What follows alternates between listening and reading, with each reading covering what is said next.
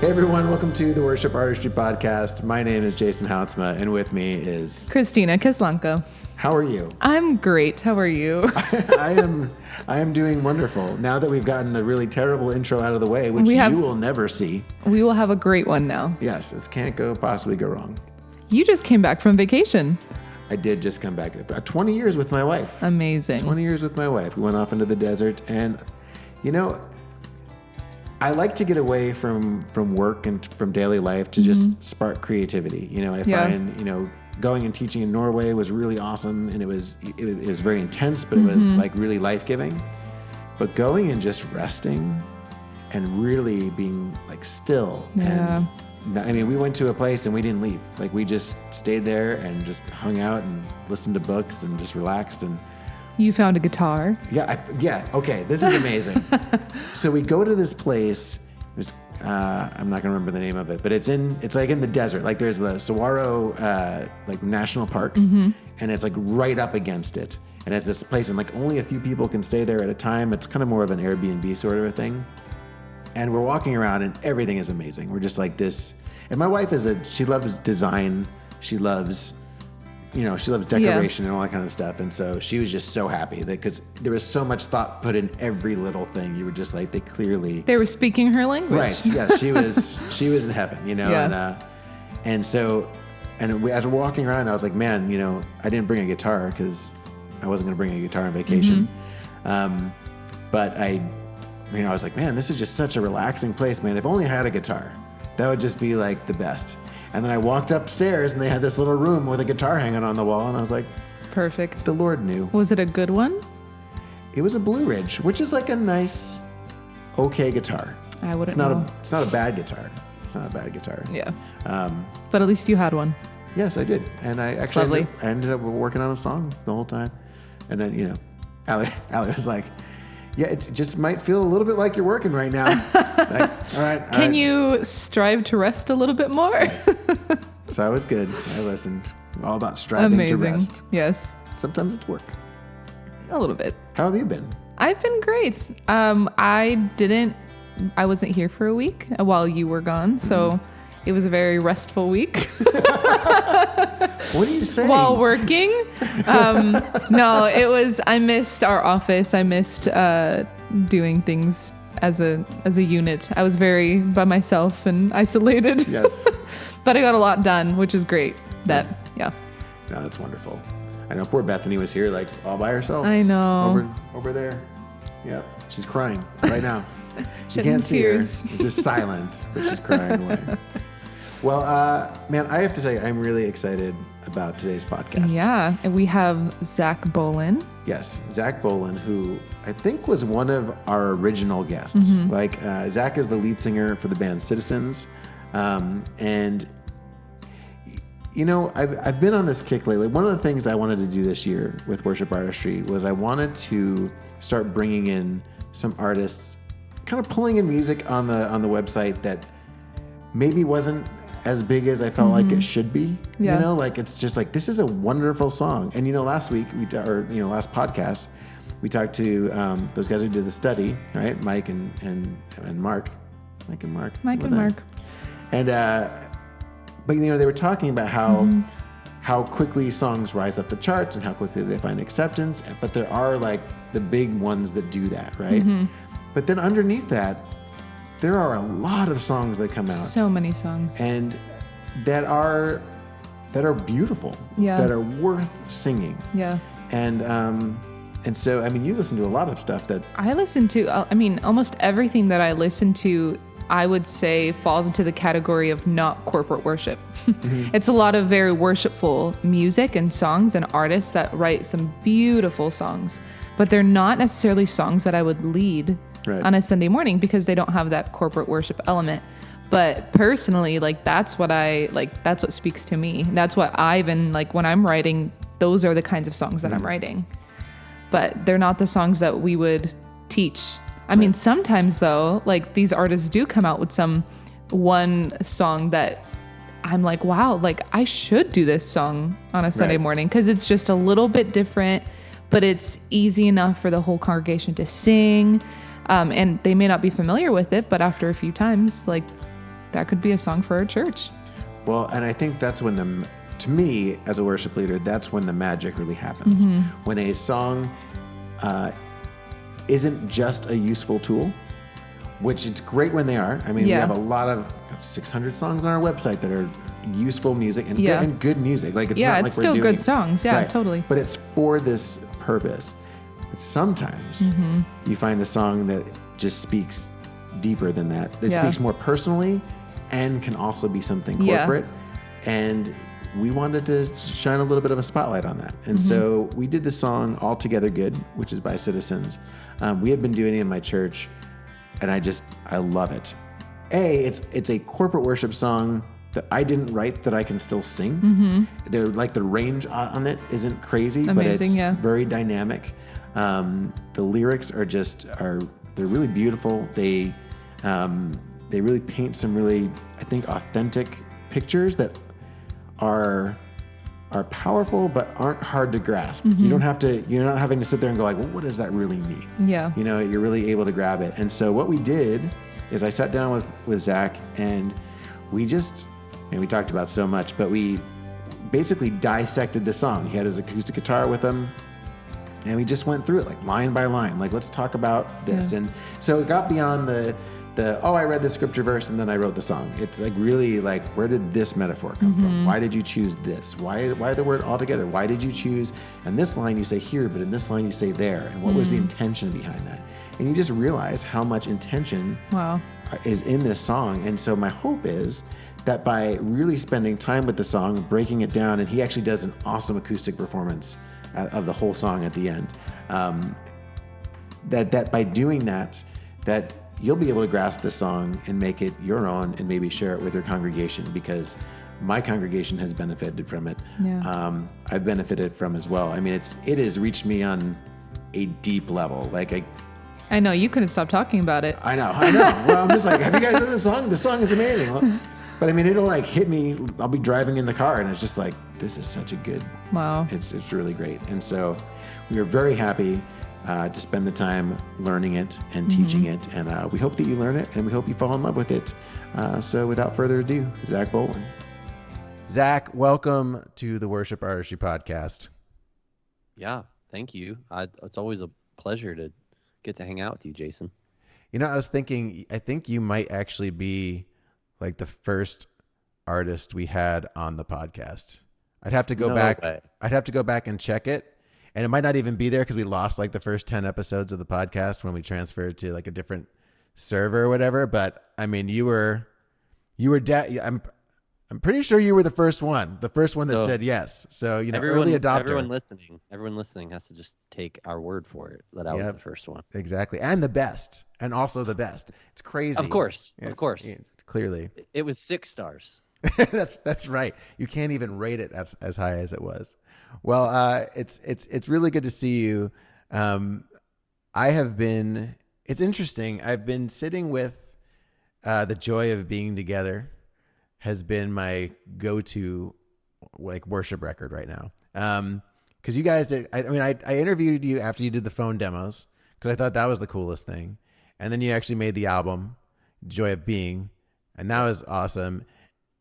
But there's something about the joy of being together that just, I don't know, man, it just gets my soul in a different way. And I am not somebody who really likes live records. Usually I'm like, oh, another live worship record. Can we just get like a studio version so I can like really hear what you wanted to do? But man, there's something there's something joyful about it. There's something that like comes across in the recording, and just the songs sound really big in the space that they're in.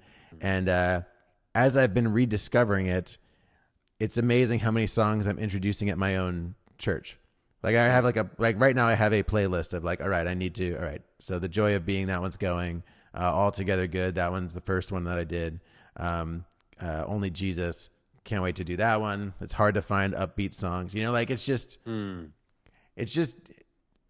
you knocked it out of the park. And I'm grateful because as a worship leader, it's really meaningful to find songs that you really connect with and really connect with like your church community.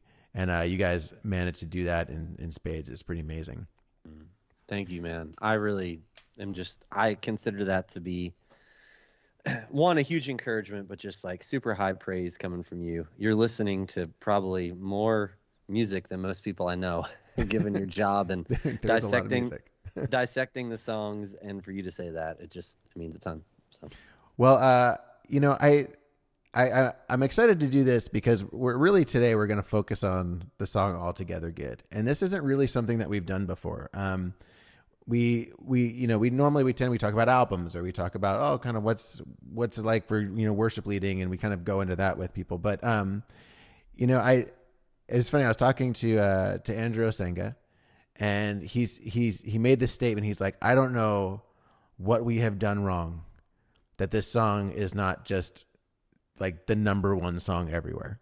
Mm-hmm. And when he said that, I was like, yeah, I remember that one's good. And I went back to it, and man, it just started to get to work on me. And I think great songs don't necessarily hit you the first time you hear them. A lot of times we look at like worship songs and we're looking at them as tools. As worship leaders, we're kind of like, okay, this is this tool that I'm going to use for my congregation. Can I use it this week? It doesn't fit this week. Okay, maybe I'll put it over here and I'll think about it again later. Yeah. But then there's other songs that kind of like hit you and you're like, oh, that was cool. And then you hear it again and you hear it again. And like the amount of times that I have just started like welling up in tears in my car, listening to that song is shocking. And I'm not a crier. I'm not a crier. You and me both. But man, seriously, that song is so powerful, both in the performance as well as the lyrics. And so we wanted to say like, man, we love this song. Let's really dig into it. Let's talk about what makes it special. Kind of go through your process, kind of hear it piece by piece, and just kind of think through it, because I really do feel like worship leaders and churches are missing out if they're not giving this song time. And I don't say that about a lot of stuff, but I really do. I'm like, man, we need the church needs to be singing this song. The song's important. And so at the risk of sounding like a total fanboy, I'm so excited to dig in this song. So I'm excited to do it with you. Thank you. So okay, so let's just talk about. Tell me a little bit about how it was written. Like, where did it come from? The song idea, I'm trying to remember, because I remember I had the idea that came to mind, and I want to say the chorus was the first thing that I started working on. And I remember reaching out to actually John Mark McMillan and was like, hey man, I want to work on this song. You should help me write it. And then he never got back to me, which I've never messed with him about that, but I need to one of these days. If it ever does become a bigger song, then I'll just be like, man, look what you missed. So he might have ruined it. He might have ruined it. Yeah, he might have ruined it. Maybe that's all. But I had a hard time though. I'd written, that's right. I'd written the chorus, and I was just having a hard time coming up with a verse. Like it just, nothing was really making sense. Nothing was really happening. So it just honestly sat there for a really long time. I want to say that I probably had this idea all the way back to 2018, 17 maybe. And then when we finally got to writing it, Brian and I, when we got together, Eichelberger, he's in the band and we've written a lot of songs together. He also does a thing called the Sing Team. Mm-hmm. And anyway, the song started to take shape again. But it sat there for a while. But I think the reason I remember lyrically what was kind of driving it was,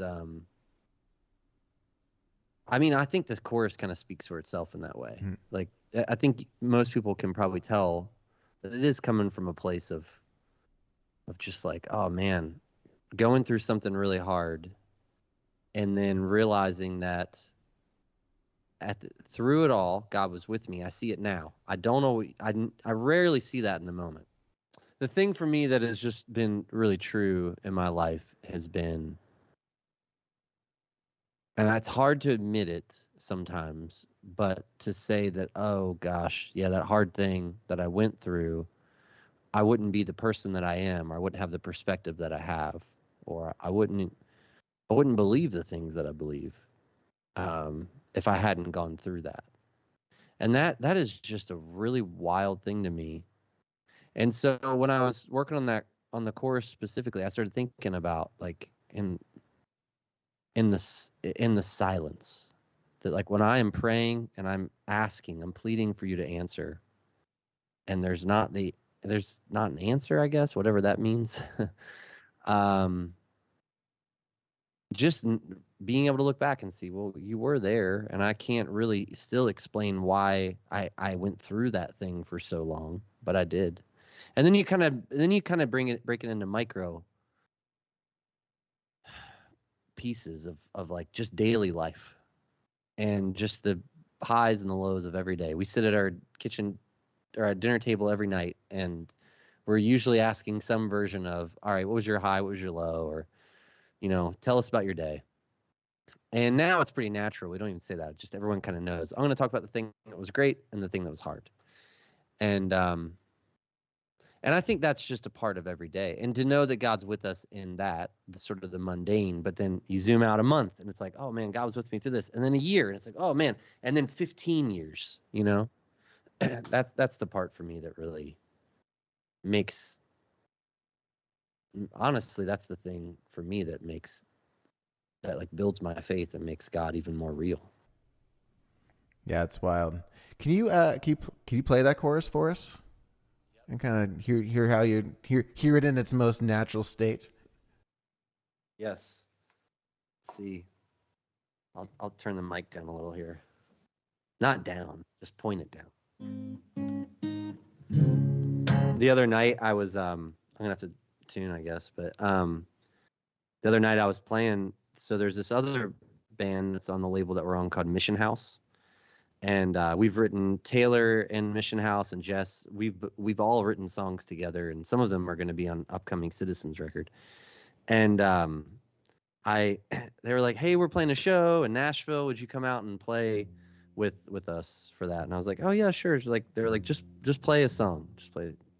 So I was like, okay, cool. So we did one song that Jess and I wrote together, and then they were like, what if you did All Together Good? So I was like, all right, yeah, let's do it. So they said that would be the first song we would do. And I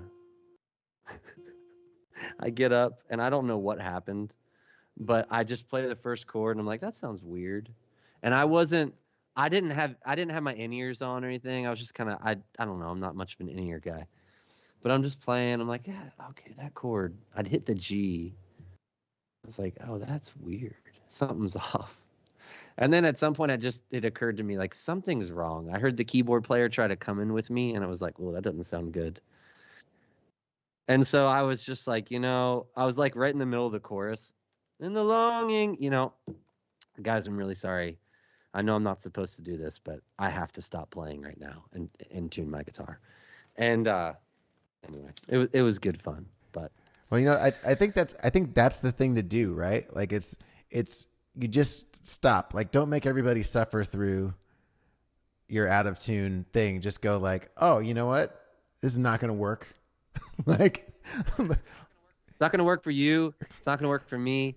And it's definitely not going to work for you guys. Yeah, he is not cool with this. God's not cool with an instrument. All right, enough of the sob stories.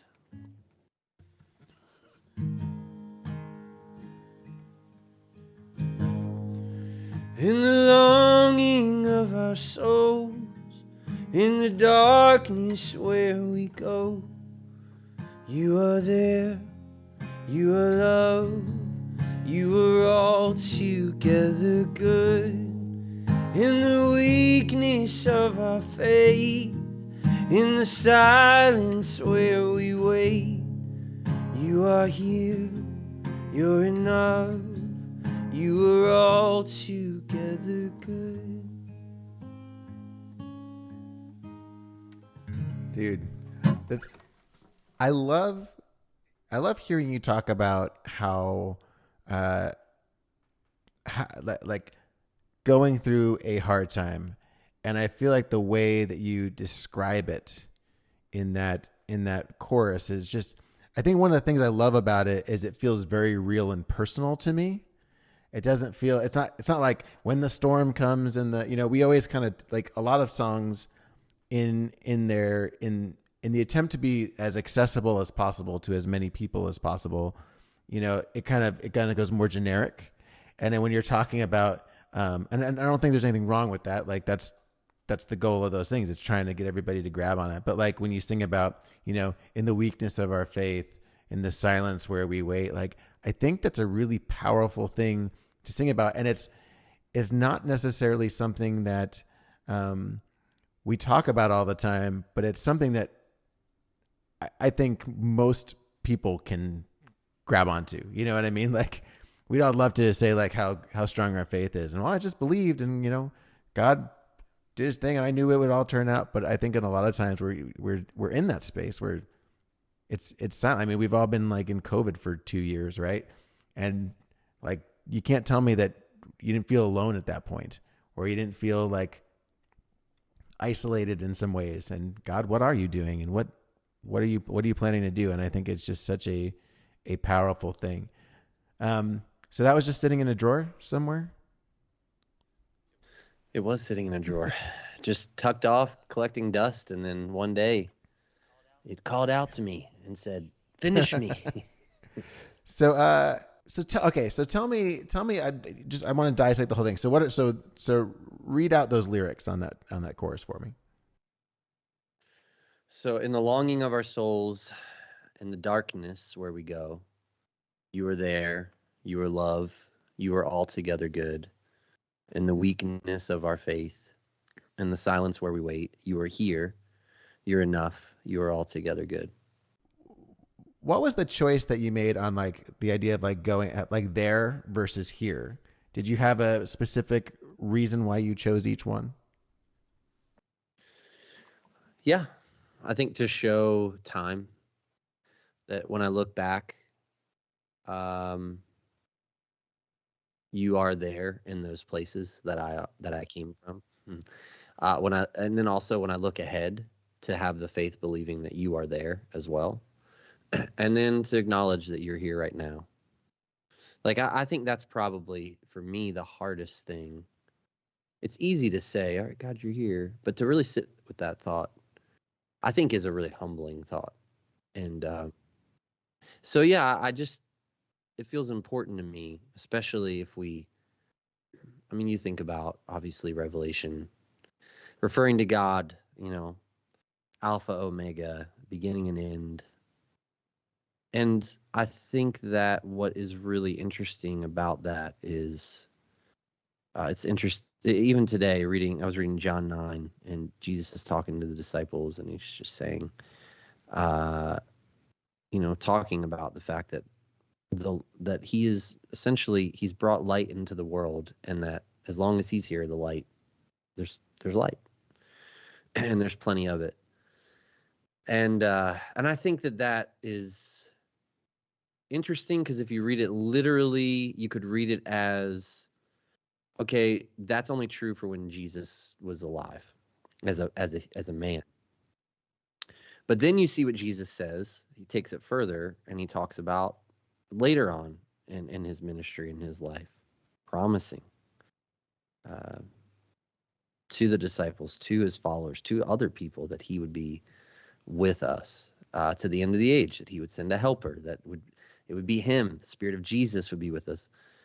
And so that's true. So that light, that little bit of light sometimes that's poking through the darkness of our lives, is just, I'm not speaking literally here, but figuratively, is just that reminder that God is with us even in the worst of circumstances. And sometimes it's hard to see that. And so it's hard to say that in the here, in the darkness, or in the weakness of my faith, in the silence where I wait, you're here.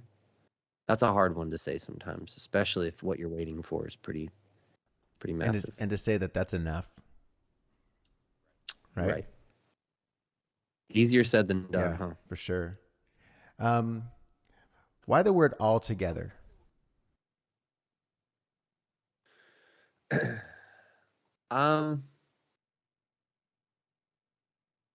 No one's asked me that before. Uh, well, I mean, I think I've been kind of on this kick the past 5 years, probably, with words and semantics, and just thinking about the fact that on one hand, I feel like we keep trying to come up with newer, more clever ways to talk about God, and that's fine. I get the creative side of that. But I also think that sometimes we don't allow certain words to just be enough. And they've lost their meaning because we use the word good now to mean, if someone says, yeah, how you doing? Oh, I'm good. Not now good kind of means like, I'm all right. I'm fine, Uh, but so I remember thinking about that, about altogether good, that like you are truly the in its fullness what good is and what it means. Like you are that. And so that's where that came from. I love it. To me, it's such a picture of it wraps everything that we're talking about, right? That we're singing about. We're talking about in good things, and we're talking about grieving. We're like, in the verse we talk about, God's presence, but like He is all together. Like all of that together is good. That's like kind of the picture that I have of it. I just think it's really powerful. So, so let's jump into the verses. Was verse 1 always verse 1? Or how'd this come about? I might be able to figure that out. Let me see here. I'm gonna go. When I start really writing the song, we take it over to make it official in Google Docs. But when it's just a song, when it's just in process, dude, that is weird. Okay. So most songs that I write, there are a lot of lyrics, leftovers, scraps. And this one has none. So I think if I'm remembering correctly, going back to this, when I finally came around to writing the verses, I definitely was at verse 1 for a while. And that was thinking through, there is a psalm. Somebody who's great with numbers will know. I can't think of it off the top of my head. But there is a psalm. I want to say it's Psalm 148, but that might not be it. But it kind of talks about that. Or even Psalm 139 is a great example. Like just sort of asking this question of God, like where could I possibly go to get away from you? How could I possibly add up all the things that you've done? And that just really kind of grabbed me. And that felt like, well, this feels like a really cool way to start this song, because my faith is there is a multiplication process happening with my faith. And it's coming through reflection and remembering that, yeah, you've been with me through everything. Good, bad, all of it. Yeah, I love it. Can you play that verse for us? Yep.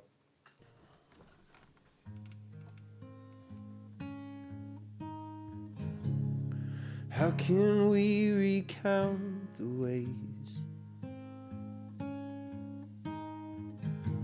that you have multiplied our faith? The wisdom of your ways, the currents of your grace expressed in every moment, every wave. Yep. So good, man. I know. I love the picture that you paint of like, it's funny having taught a million worship songs. I always really appreciate when lines don't say what I expect them to say. And so going, how can we recount the ways? I was like, oh, here it comes. something about your grace. Yeah. And then to not only not say that, but instead to like talking about multiplying our faith, like is such because I think it is a real clear picture. It's like our faith comes from our experience, right? Like what builds it. It's like, well, you were here for me here, here, here, here, and here. So I guess I believe that you will be here for me also, Right. and just how much stronger that faith gets. And then at the same time, we sit there and question and struggle, So I love the picture that you put in. The wisdom Yes, of your yes. ways, currents of Yes. your grace. And then I love the tie of like that picture. Like, where did the water picture come from? Because you roll with currents, and then you bring in, in every moment, every wave is like such a powerful picture. I remember having that idea, and I don't know. I mean, I think that was probably influenced a lot by, there's another song on the record called All I Need. And that one also kind of deals with time, from the moment before I was born till the day I'm called home to glory. I think water is just the rolling of the tide is such a beautiful image, and for me personally, I really connect with that a lot. I love to be at the ocean and just listen to the sound of the waves, um, and I think that there's a process too, that the waves, as they're turning, they're sort of regenerating and bringing there's like a new wave coming every few seconds, and not every wave is bad, some are more critical than others. Some are devastating, and some of those waves are the exact kind of mild peace that we want in our lives or need. And so that to me, just in general, with the way that I often think about my own faith journey, it seems that I think about it a lot out at sea. And the fact that God's grace is this sort of ever turning wave that's like washing over us. And I mean, in this process of recycling too, that, okay, here's a hard thing, either something I did that was done to me, something out of everyone's control, it's just something that happened. And that this wave is sort of recycling, and it brings back another wave and it's water again. And it kind of, even you see it kind of it even takes the sand or the broken shells off the shore, and it kind of pulls them up and just slowly just kind of brings them out, slowly back out off into the ocean. Like, I just think that's such a beautiful image. And I think about that a lot in my own life, in God's process in my soul. That's awesome. How about verse 2? Where's verse 2 take us? Yeah, verse 2, this is one that Brian and I remember working on together some. And that, I mean, just even the simplicity of that, I think one of the things that really drew me to this verse was it has the two lines that are sort of like verse lines, and then it has the next two lines, which are more pre-chorusy kind of lines, and then it's got this sort of like extra little line, fifth line at the end, that kind of takes you into the chorus. And I love the simplicity of that. And so as we were thinking, yeah, through our joys and through our griefs, you have led us to believe the wisdom of your ways, the currents of your grace in every moment, every wave. And I think that's the our only hope for all our days is what it is. It's the second verse.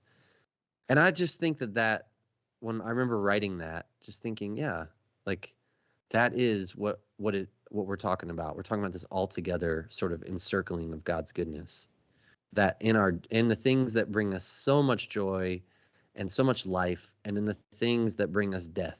I mean, even personally over the past year, I mean, I've had a lot of relationships, along the way that have sometimes brought like a sort of death. It's just been really hard. And to think that, all right, God is with us. God is with us in that, through the great things and through the things that are just bringing us so much sorrow. And that was kind of where we were going with that, the simplicity of saying what that is, which again, it's so much easier to talk about this. I mean, I think this might help give some context. I always feel like I want more context when, especially in worship music, because there's a lot of generic phrases that are used, like through our joys and through our griefs. People have said that. We've all heard that, right? In some way. But I think context helps. A few months ago, my daughter, we have these cards at the table that sometimes we use, and they're these questions. They're called like moments or something, like, I don't know. It's not precious moments, but it's something like that. But anyway, the question was, if you could go back in time and you could change something, what would you change? What would you do? What would you go to the past or the future, and what would you change? Talking about different things, and my 11-year-old daughter, Posey, she was like, well, Dad, you definitely would go back and make it so that your dad never died, right? And I sat there and I was just like, Posey, I wouldn't change that though, because if I did change that, he died when I was 6. It's like, if I did change that, then you wouldn't be alive and your siblings wouldn't be alive, and I wouldn't know your mom probably, and we wouldn't live where we do, and we wouldn't have the friends that we have. Like, all of my life would look so much different. And now that I see what I have, I wouldn't want, of course I'd want to see my dad again. I'd love to see him again. I'd love to be with him, but I wouldn't, not at the expense of losing all the things that I have now. And I think that is a perspective that God gives us, that for me, that's really what that verse is kind of getting at. Because so much of my songwriting is me synthesizing really that loss, that one monumental loss, losing my dad. It is all over the place in every song, not every song, but so many of the songs that I write.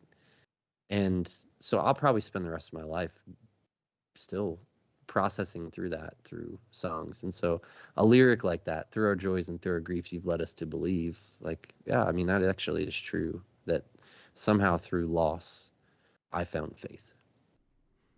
Yeah, that's really powerful. And it's so much deeper than it's, there's kind of the short version is like, oh, well, God knew, and this is what God wanted to do, right? And it's like, in my family right now, we're going through a lot of grief. My wife lost her brother last year, and it's, man, it is not a straight line, like, it's not like, oh yeah, it's, it's been a year and okay, I mean, it goes on, like, that is a forever hole now, right?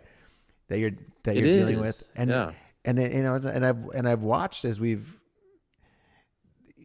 you keep wanting to be like, oh, they're like, okay, like God's present in this. And it's like, but man, it leads you to so many questions and so many things that it's like you're working through, and I can see it. And we were talking the other day, and I was like, we go through seasons, and, this season is hard, but it's not the last season. Like, this will affect every other season, but it's not the only one. Like, we're not going to be here forever, and like, yeah, God is like pulling us forward, and it's like, but he's not going to take us anywhere until we do what we have to do here, and having that faith and that trust to walk through that and see it in those really dark circumstances is just really powerful. Maybe that's why I become a mess every time I listen to this song. Maybe you hit me pretty good there. Yeah, I guess so. That's true though. I think you're so right. I think that losing someone, especially someone, it's one thing to lose someone to old age. Most people, you get to a certain age and you've experienced loss of a grandparent or something. But losing someone, when someone dies sooner than you expected them to, that's hard. And I don't know why. I don't know. I would say that's probably one of the biggest questions I ask is why do we have to feel so sad, about that? If we're going, if whatever is ahead of us is this promise that there is no death why do we have to sit with death still, now for this time of waiting?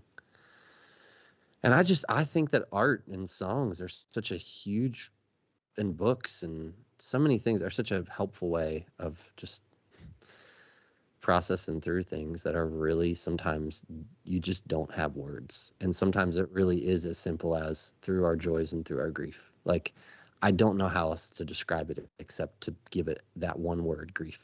And there's a story that's attached to that. And I think that's the part for me that I really find incredible, but I also hope is like an encouragement to people, is to know that to bring, like, we all kind of have this, I think, a responsibility to bring context to those words, help people, like, share our stories with people, because it's when we do that we actually, I think, we build each other's faith through that too. So. Well, and it's interesting. It's, I liken it to, it's experience, right? It's, it's funny. Every once in a while, like, my back will just go out for no reason. And it's the most painful, just drop to the ground, like, and just like, it's horrible. Right. And, and it's funny because, I've talked to friends of mine that are like, oh yeah, like, if you've had back pain before, the moment someone says, like, I hurt my back, you're like, do you need drugs? I have something left. Like, what can we do? Like, because you've experienced that. And somebody who hasn't is just kind of like, well, you're standing up, you seem okay. Like, yeah, I guess you're okay. And I think grief is kind of one of those same things. It's like when you sing grief, it has all this weight to it, right? I take what my experience of grief is, you take what your experience of grief is. And by using that word that is not, you're not, like, a good song lets you put yourself into it, right?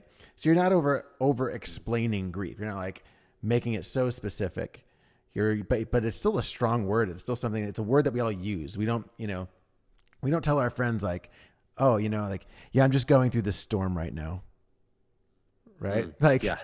We don't say that. We say, like, yeah, I'm grieving.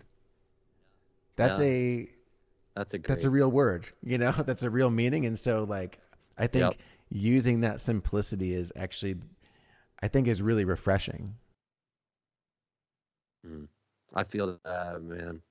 You just even saying that just kind of has me thinking about, as a total sidebar thing, I was having a conversation with a friend today who is the spouse of a very talented songwriter who has written some great songs for the church. But he's not a songwriter.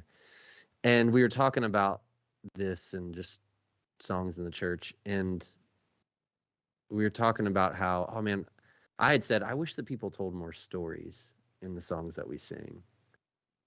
And now I'm almost want to amend that, because what you just said, what I think is really true, is that, like, good songs provide space for people to kind of find their own story in it.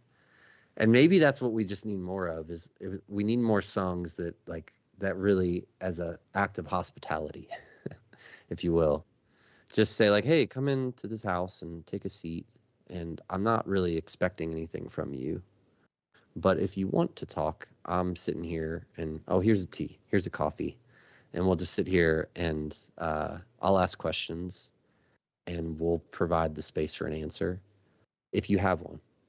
Like, that would be an interesting thing to think about, or just as a challenge to any, like, aspiring writer out there for, like, songs, like church songs, is to think about writing songs that actually kind of serve as this sort of hospitality piece.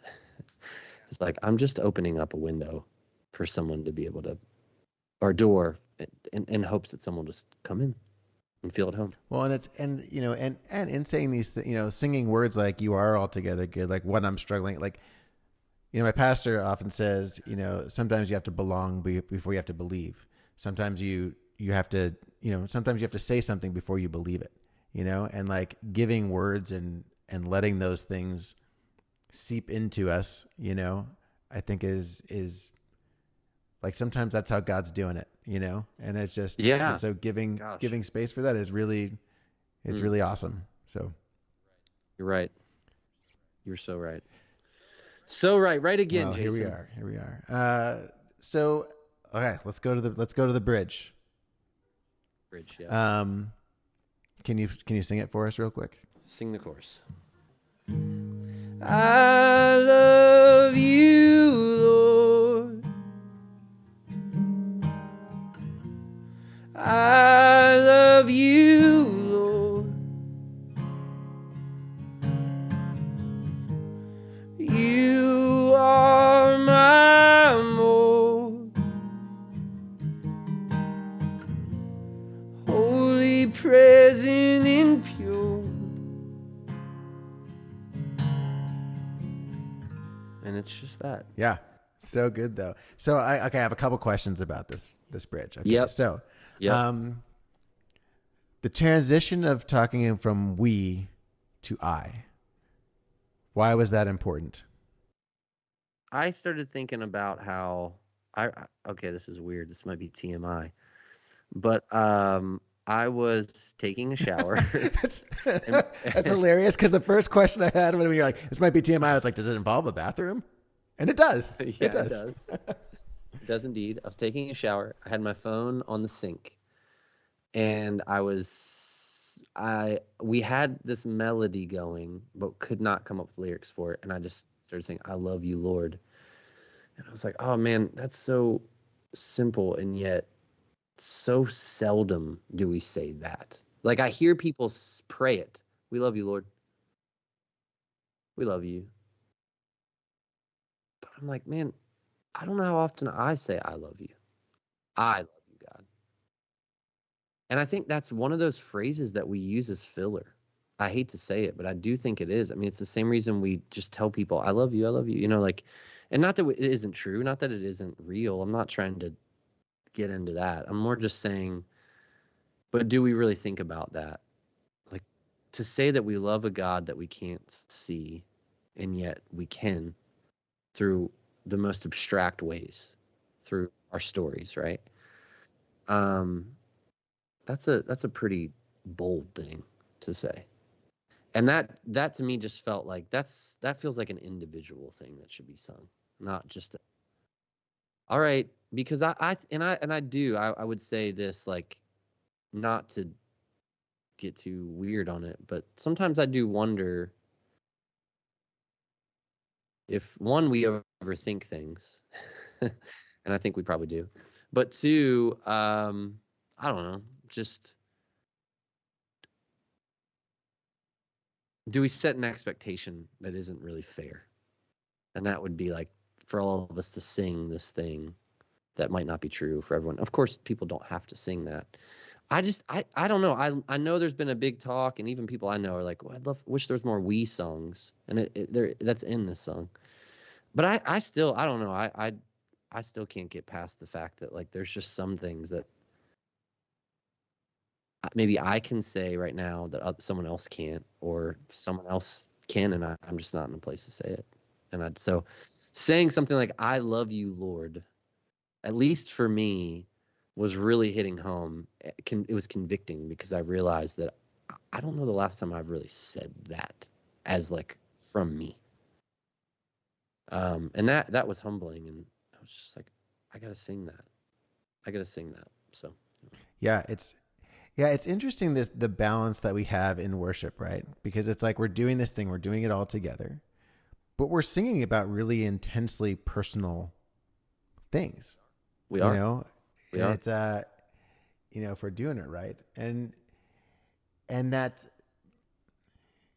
Yeah, I was introducing a song a couple weeks ago, and the verses were nearly identical, but like the first verse was an I and the second verse was a we, and like introduced it in a way that was like, well, because like I need to make, like, I can't sing this, I have to make this decision. I have to make this decision. We can't all make this decision for me. I have to decide if I can say this. And then ideally we all can say, yes, that's true, and do it together, but like, I do think it's really powerful to kind of play on those I and we, I think it's really, really powerful. And then the line, you are my more. Yeah. What does that mean to you? that you are, when I'm asking for something more, you know, maybe it's healing for something, maybe it's, I don't know, not even all bad things, for health for my kids, or clarity around a decision, whatever it is. Like, I'm asking for more. Like, I'm asking for something more than I already have. And I don't know, just for me thinking about that, I was like, oh my gosh, like you are my more. Like, whatever the thing that I'm needing more of, that I actually need, not the thing that I want, but the thing that I actually need, that you know what I need, which is more of more than what I currently have. Like, you are that more. Ultimately, you satisfy all the things that I could possibly need. All the cravings, all the desires, all the longings. And so I just, that was a shower lyric. Well, it's awesome because I, when I first heard it, I thought you were saying, I just thought you were just saying, you are my Lord, like, I love you, Lord. Like, you are my Lord. Yeah. That's what I thought you were saying. And so it kind of like struck me when I heard it differently. I was like, oh, like, yeah, that's a really powerful statement. It's like that you will be, you are all that I need. I think one of the things that we as people need to say more than anything is I need you. It's just like that. I need you. I have yet to write the song that I want to sing, that I want to do that I can do it well enough with. I'm always like, how hard is that? How hard is it? It's a line right there, but it's just like, man, but we need to sing it. We need to say it. Like, that's the hardest thing for me to say. Yeah. Hey, do you need some help? No, I'm good. You sure? You're going to hurt yourself. Dude. No, I got it. Yes. I got it. I got it. Yeah. Don't need it. No, I'm fine. Oh. What's so interesting? You saying that has me, like, saying that phrase, I need you, has me thinking about, like, I mean, at least let's just say popular music. So dating back to like the 40s, 30s, 40s, when things were really starting to be recorded and distributed. I mean, people are still kind of writing the same song. They're still trying to write the love song. But for whatever reason in worship music, I just thought about this. I'm guilty of this. It's like, well, let's find this other abstract thing, or this obscure thing to write about, or whatever. And maybe we just need maybe we do need more of those just I need you songs. And that's all right, and that's enough. Anyway, that was a total side tangent. Yeah, it's interesting how much how badly I want to sing just the most simple things.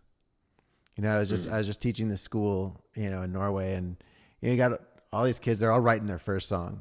And some of them blew me away. Like, they were like tasked to write a song. And like a few of them, it was like, are you joking? Like, that's your first song. Yeah. You're lying. Like, I pulled one girl aside. I'm like, yeah, seriously, you need to tell me the truth. like, is this really your first song? Just because like their understanding of melody and how songs fit together and like was just fantastic, I wish that my first songs had sounded like that instead of like my first songs that I'm so glad live in. They live nowhere. They live nowhere, fortunately for me. Yeah, me too.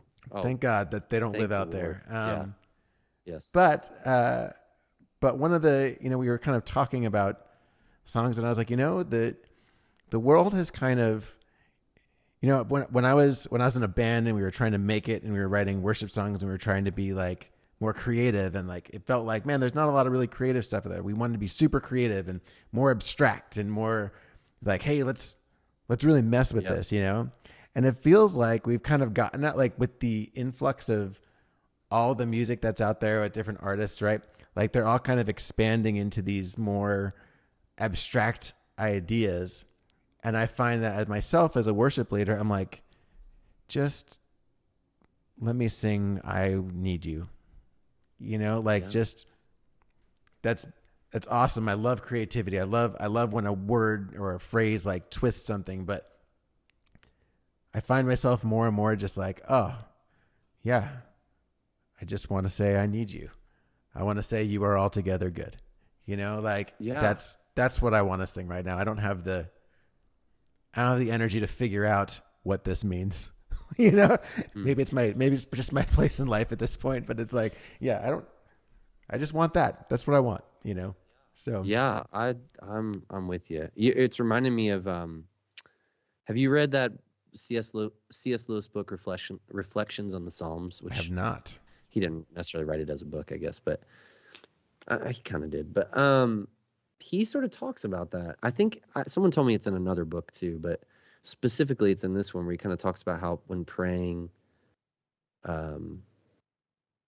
sometimes he says it so much more eloquently, but just sort of that you would be thinking about something and then you just would almost motion to God in some way of like that thing I'm thinking about, like that's what I'm praying for right now, or this, or her, or him, and I think that there is something about one, that God's with us. So God knows our thoughts and what we're thinking. And I think I just what you're saying to me really hits home, that perhaps we're afraid of being simple but maybe that's exactly what we need right now. Maybe we just need a lot of white walls and be okay with that and not feel like we need a bunch of other decoration to make it feel important. Because I would say that in some ways, like that is the scariest thing to do, would be to do something simple and somebody just be like, it doesn't, boring. Just it almost, it's forgettable. Right, yeah, exactly. It's boring. It's forgettable. But in the right time and place, it can be life altering for people. So, dude, go write that simple song, man. Go write 10 of them. I'll do my best. Why don't you come write them with me? They'll be I'm better there. that way. No way.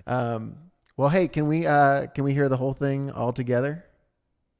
Good. Yes. It'll be good. Yeah. All together. Good.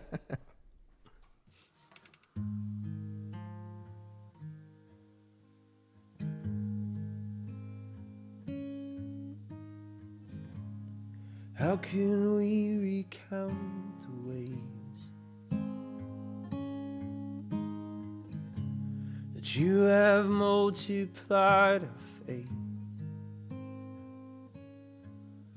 The wisdom of your ways, the currents of your grace expressed in every moment, every wave, in the longing of our souls, in the darkness where we go. You are there. You are love, you are altogether good.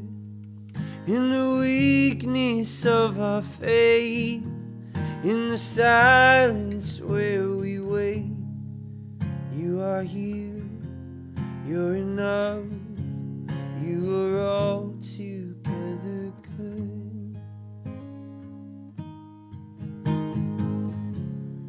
Through our joys and in our griefs,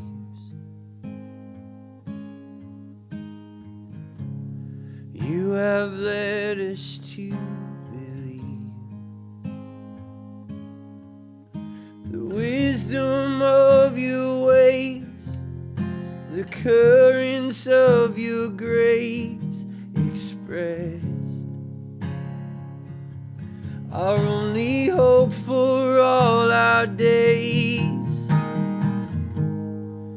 In the longing of our souls, in the darkness where we go, you are there, you are love, you are altogether good. in the weakness of our faith, in the silence where we wait. You are here, you're enough, you are all together good.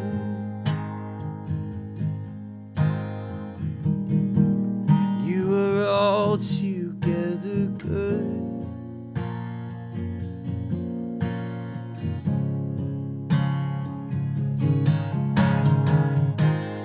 I love you, Lord. I love you, Lord. You are my more holy, present, and pure. I love you, Lord. I love you, Lord. You are my more holy, present, and pure.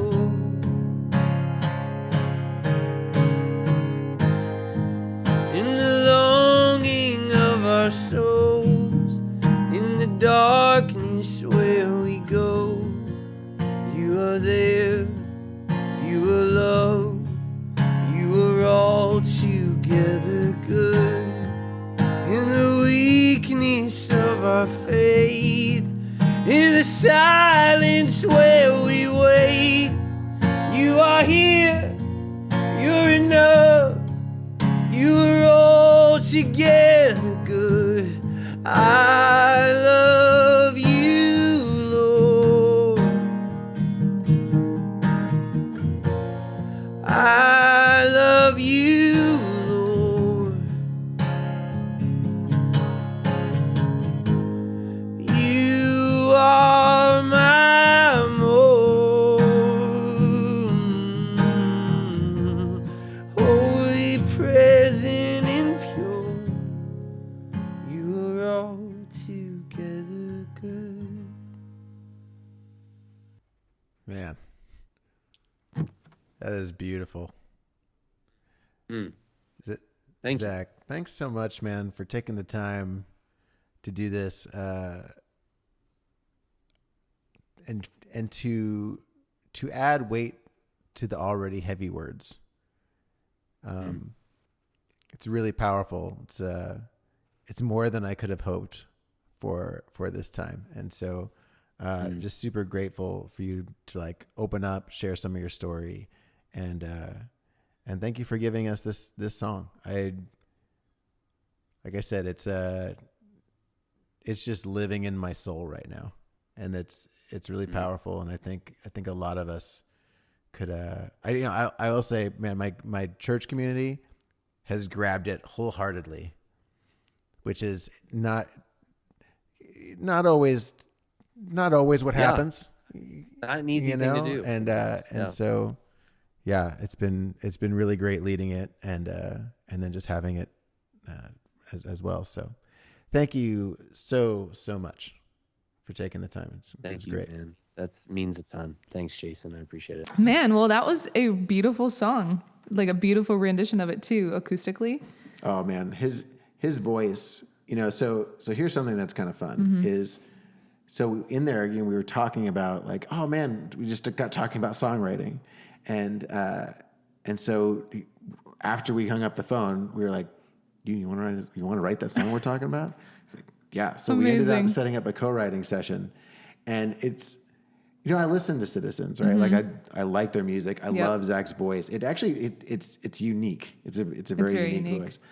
But anyway, so we're working on this tune, and then we like get it pretty much done, and we're like, man, that feels really good. He's like, okay, well, let me just like play it. And he starts like playing it on the piano and singing it, and I'm just like, I'm listening to Citizens sing my song right now. This is one of my amazing. favorite artists is writing a song with me right now. yeah, it's just like, oh wow, okay, this is really cool. Yeah. So So yeah, getting to hear, and Citizens is they do a lot of times they do a lot of like production and that sort of stuff. And so to hear it in that environment, I think is really cool. Yeah. But I mean, that even got me thinking how a hit song for your church or with your congregation doesn't necessarily need to be a hit song for everyone else. Right. Like I think back at my church where there are certain worship songs that they're more corporate worship songs, but from smaller bands, or that were like not the most popular song on the album, but that song is such a hit for our congregation. Right. That like it may not be on the top 10 or it may not ever play on the radio, but for our people, for our community, it speaks volumes. Right.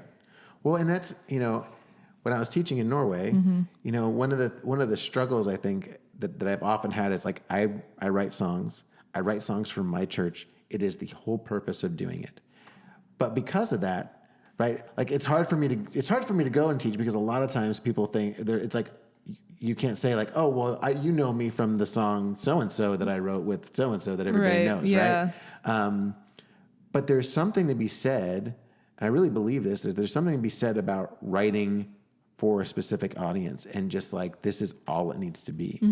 And it's amazing when you get outside that, but I think that the more diverse our churches get and the more like less attached to radio we are, the more songs kind of hit these different niches. And it's like, no, that's perfect. That's what we want. We don't need to be this homogenous group that all sings the same things. We can all like different things. And yes, I want you to learn this song. I love this song. Go learn this song. Yes. It's a beautiful arrangement. But at the same time, it's, maybe that song's not for you, but there's a lot of songs that aren't for me, like it's just, but finding things that give us true words to sing in an authentic way, I think it's the goal of worship. Yeah, totally. Well, if you want to learn Altogether Good or Holy Love by Citizen, we have that one, right? Oh yeah, that's a good one too. On Worship Artistry and 600 other songs. Just go to worshipartistry.com and start a free trial, or just sign in and learn these songs with your worship team. Yep. Well, go learn that song, and we'll see you next time.